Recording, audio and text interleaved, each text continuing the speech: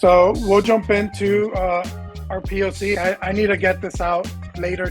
In an hour, I need to present it to some stakeholders. This is what the prompt that I had put, and we'll see what variation I get today. I want to build a POC of an application.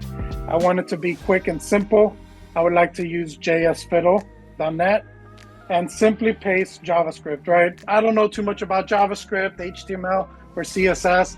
So I want you to give me the code and I could just copy and paste it somewhere and see it run. So that's why we're going to use JS Fiddle today. There's other variations of it. There's Code Sandbox and other flavors. And I want to be able to present this POC to stakeholders. I don't want to obtain API keys. Yeah, and just a couple things there. So what you were doing there, Jarrett, kind of defining the persona, the role you want ChatGPT in this case to play. You're giving it the context of the tools you're wanting to use, the framing for the project. What I want to present to you is being creative, thinking, right, what tools are out there, what things can you use, and use that ChatGPT to sprinkle it and enhance what you would already be doing. So here I've asked ChatGPT to generate the code for me. It gave me some very basic HTML, some CSS, and some JavaScript. And I guided it, right? I put some guardrails, and I can share this and show you this POC that took less than 5 minutes. And this was the end result for our map and our POC, right?